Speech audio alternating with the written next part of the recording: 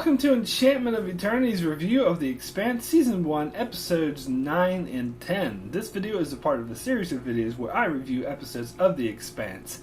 This video is for the final two episodes of Season 1, which aired together last night. So I'll have to give a spoiler warning for both episodes. If you haven't seen them and up to them in Season 1, you may not want to watch this video, otherwise some things may be spoiled for you. So, first off, I'll start off with Episode 9, Critical Mass. And I'm just going to come right out and say it. This episode was awesome. And by far my favorite of the series. And to me, it solidified The Expanse as a top-notch quality show. So first off, this episode begins with what I would call a very important previously on, where they show clips from the episodes that came before it, and this was very vital and straight to the punch as it spells out the whole storyline with Julie Mao, aka Lionel Polanski, which frankly I had a lot of difficulty following throughout the season. I see how this storyline would be a bit more clear if you were like reading it in a book or even if you were binge watching the season, but having to remember a lot of obscure names and ships and space stations and who went where and all this sort of thing, and thrown at you out of order and out of context about 3 or 4 weeks ago, it's a bit hard to follow. So I appreciated that they spelled it all out in order at the start. And then we got an amazing sequence where we saw the events of what happened with the Scopuli and the Anubis from Julie Mao's perspective, which was absolutely awesome. It was one of those sequences that blew me away. This is something I really appreciate in shows like Lost or The Leftovers, when we see a sequence of events from some character's perspective, but then we go back and see another sequence of events that run parallel to what we've already seen, but from another perspective. And although there was nothing that mind-blowing, because we already deduced that the crew of the Scopuli were captured by the Anubis, and that Julie Mao was held captive until the bioweapon, or whatever the hell it is, killed the crew of the Anubis, and Julie was the only one to escape and went to a hotel on Eros Station where she died from the infection that she got on the Anubis.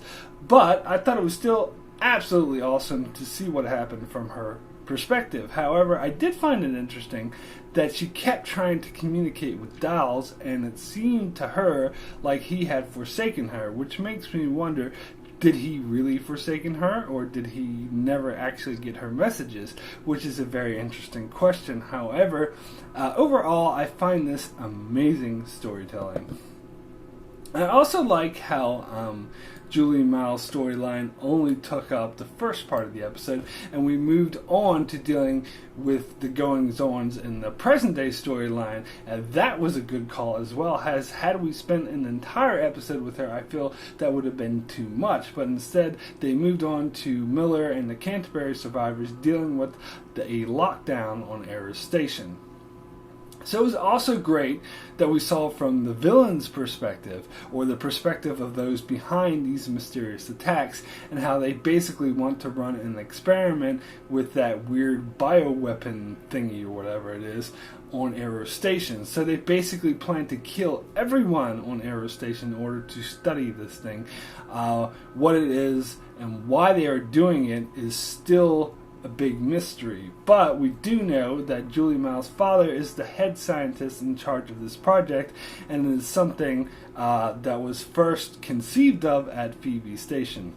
Now, whether it's a happy coincidence that Julie happened to get caught up in the experiment her father was running, I'm not sure. But this does explain why the crew of the Anubis spared her life. Most likely they were planning on returning her to her father before their ship was overtaken by the strange bioweapon thingy.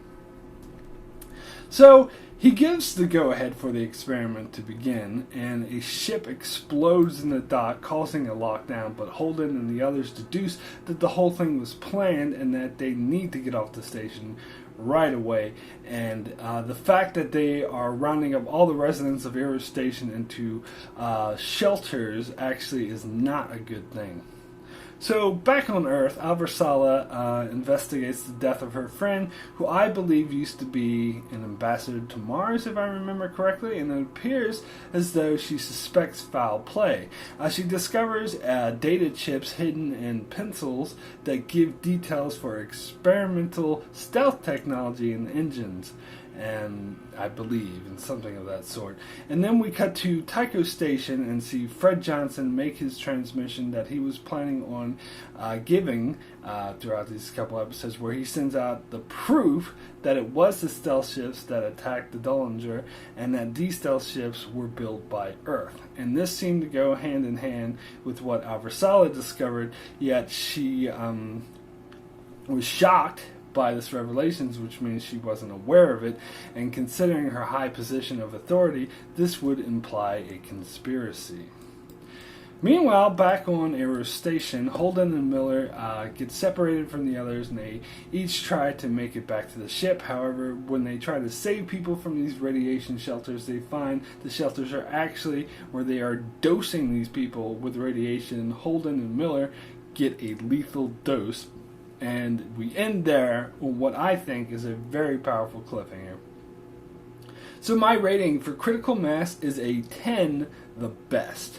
I absolutely love this episode from start to finish, to the great clips that explain what was going on, to seeing things through Julie Mao's perspective, to the deadly scientific experiment being conducted on Eros and Miller and the Canterbury survivors trying to escape it, to Fred Johnson's bold announcement, to Avasarala uncovering a conspiracy. All of it was really intense, really intriguing, and to me told me that this show is something really special indeed.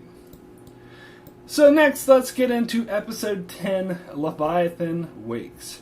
So, a Leviathan is a mystical sea creature like a kraken, and sometimes whales are even referred to as a Leviathan, but basically it's a magnificent monster. However, what I find interesting is a video I saw from one of my favorite YouTube channels, GOT Academy, where they referred to a Leviathan as a political force that maintains stability through force. For example, in terms of Game of Thrones, during Targaryen rule, the dragons could be seen as the Leviathan, as they brought stability as people were too afraid to do infighting or rebellions because they would face the wrath of the dragons, aka the Leviathan. So having seen that, I thought what this might mean for the title of this episode. Of course, Leviathan might simply just refer to the bioweapon thingy as a monster.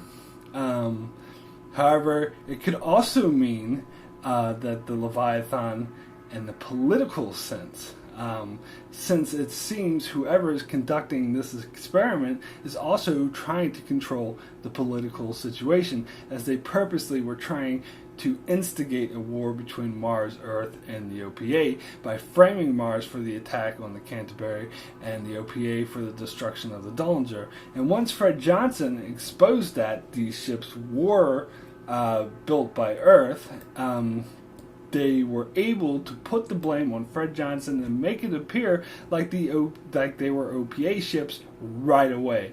So this bioweapon thingy, whatever it is, could also be intended as a political Leviathan to give Earth absolute power of the system and stop all the infighting. There was this mysterious line with one of the scientists saying that this experiment could lead to the survival of the human race or something like that, and we still have no idea what they mean by that. It's entirely possible they mean by putting an end to all wars by introducing a massive weapon of mass destruction, which is the ultimate Leviathan. But these are all guesses. I could be wrong.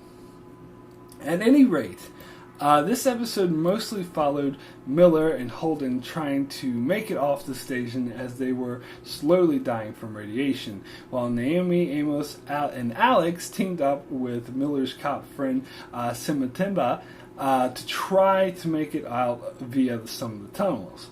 There were this side plot with them finding this little girl that joined them that ultimately ended up staying behind, which seemed ultimately unnecessary. And there was a lot of long chatter between Miller and Holden. That was okay, I guess. So in other words, I find these storylines intense and interesting, but not as much as the previous episode, as they did seem to drag on a little bit. What I found more interesting was Avasarala becoming aware that her boss is involved in this conspiracy, as he clearly knows something and is trying to cover it up. So she pretends to be on his side and working against the OPA when really she knows that something is up. She just became like a mega interesting character to me, who's on a great character arc, as she started off as someone with a vendetta against the OPA because they kill her son, but when confronted with the truth that it's her own government responsible for what's going on, she doesn't back down from it and prepares to confront them, even if it means her life. And of course, what's really interesting is that Julie Miles' father, the head scientist, Jules Pierre Mal, is there, rubbing elbows with her boss and the other big wigs on Earth, suggesting that they're all in on a conspiracy and that they murdered her friend. And it's interesting that Jules Pierre Mal is played by the same actor who played Pierre Chang, aka Marvin Candle, on Lost. It's funny to see him again playing a scientist with a French-sounding name. So, Holden's character arc is a bit interesting here, as he was totally against killing anyone, and I even called that out as a ridiculous cliche. But here we see him learning to kill in order to survive. First in this vicious hand-to-hand struggle when they were spotted in a casino, and then later when he was confronted with the Earth spy that betrayed them earlier, and how Holden would not put up with him, and he just shot at him and left him there on the station to die, which we see in an epic scene at the end when this Leviathan or whatever grabs him and snatches him away. And we also learn more about Amos, as when his group gets back to the ship and Simatimba wants to leave, but Naomi wants to wait for Holden. I think that when Amos agreed with Simatimba that they should leave Holden behind, he was actually being sincere. However, as soon as Simatimba pulled a gun on Naomi, I think that's when he switched. And as soon as he did that, I knew that that guy was dead, because that was the one thing that Amos would not abide, someone pulling a gun on Naomi. So Holden and Miller make it back to the ship, and it looks like they're all going to be cured from the radiation poisoning. But it was interesting that Amos told Miller flat out that he killed his friend, and yet he didn't elaborate, which isn't very smart. You should have actually mentioned the part that he was holding a gun on everyone else, but whatever.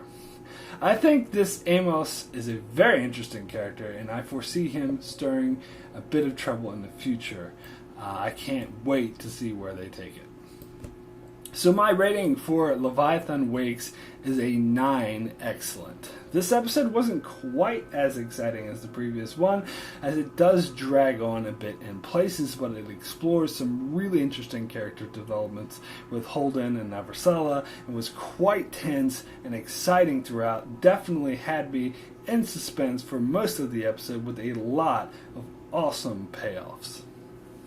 So that's it for my review of The Expanse Season 1 Episodes 9 and 10. Next week I'll be doing my overall review of Season 1 of The Expanse. However, instead of doing it as a short individual episode, I decided to do it as a live discussion video, and I'm pleased to announce that Josh from Geek On Review will be joining me, and we're going to be getting into what we felt about Season 1 of The Expanse in a live discussion video, so I hope you'll join us in the chat, and this will be next Wednesday at 7 p.m.